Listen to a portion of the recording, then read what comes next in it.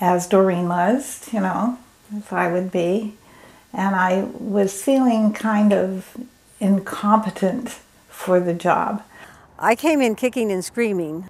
I can remember driving down East Avenue and bawling my eyes out because this was way too much. I wasn't going to be able to do it. I was going to be awful. I'd be an embarrassment. Dina Valinsky, one of my best friends, had asked me to follow her up the ranks, and I said no. And then I got a call from Margaret Van Len Martin, who was on the nominating committee.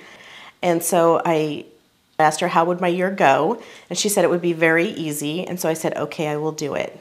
And then I was asked by Jane Ault at a summer picnic. And I said that I would like to, that I'd be very willing to, if no one else had a problem with it.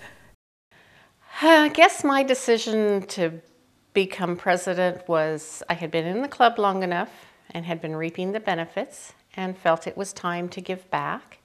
Timing was such that I could devote to being president, because it does take a lot of time, and it just fell into place. And I loved it. I just loved it after I was in it. And some of the fear had left me. Although, one day I got up there for the, you know how you say the pledge? Well, forgot the words.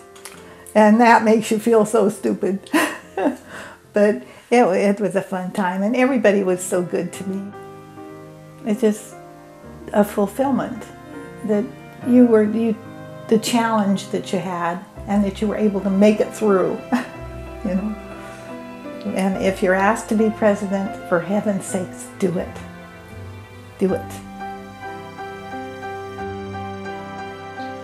There's a couple aspects I felt very proud to be a Soroptimist, or things that we've accomplished within our club. For one, being the liaison between the Awards and Recognition Committee and the board. I attended their meetings, and I had never been on that committee before. So for me to attend the meetings and actually see what they were doing, the people that they were, the recipients they were trying to gather for these awards, it was just amazing how the whole process, how it works. But it wasn't only that, it was also then here I am standing there at the podium at that meeting to give these awards away, and it was just phenomenal to know actually what happened behind the scenes, and here we are giving them a certificate, a check, a plant, saying, you know what, you're wonderful, you're great, and we're empowering these women locally.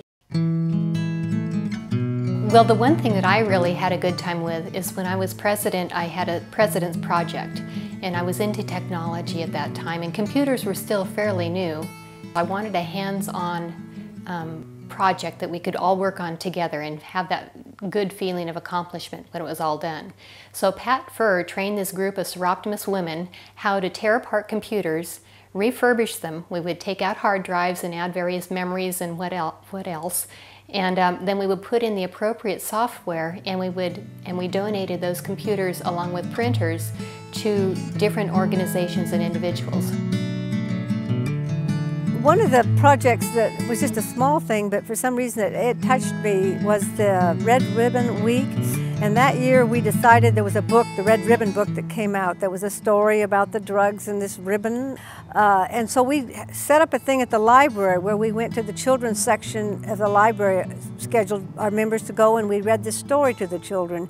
And then we had this big thing of red ribbon, and in the story, the children took the ribbon and we went all around the library and up and around with this ribbon. And it was just, I just thought it was a really special project.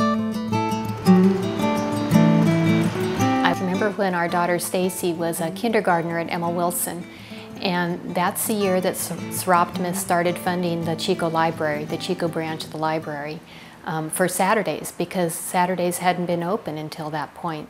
And Stacy, I was very proud of our club #1 for having stepped up to the plate and providing a service that our county really should have been doing, but it wasn't happening, so we were looking at the good of all the people.